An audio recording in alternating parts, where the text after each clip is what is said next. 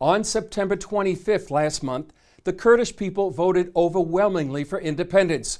But instead of celebrating, the U.S. State Department joined other countries in opposing a free and independent Kurdistan.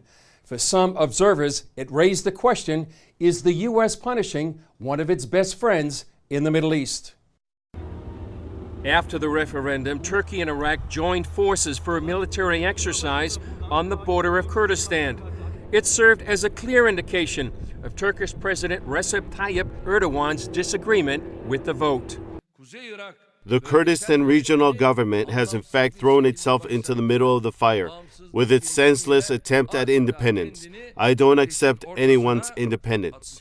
Erdogan also threatened to cut off Kurdistan economically by stopping it from exporting oil and goods to the world.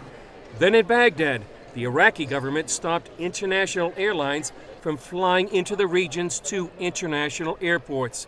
That forced the evacuation of a number of NGOs. Really sad, yes. I came here to try and make a difference to people living in an IDP camp, and I'm really heartbroken that I can't continue with them. While that isolated the Kurds from much of the world, the U.S. piled on when Secretary of State Rex Tillerson said the U.S. does not recognize the Kurdistan regional government's unilateral referendum. The vote and the results lack legitimacy, and we continue to support a united, federal, democratic, and prosperous Iraq. The Kurds are our greatest ally in the region. Retired General Jay Garner says the Kurds earned the right for U.S. recognition. And they fought with us in 2003.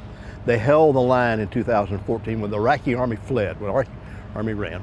They held the line for over 2 years without us giving them much equipment, just as light infantry. And they held 1,000 kilometers of line against ISIS, and we don't recognize that now. They're our allies, the most pro-U.S. people in this region, and what we're doing now, we're punishing them.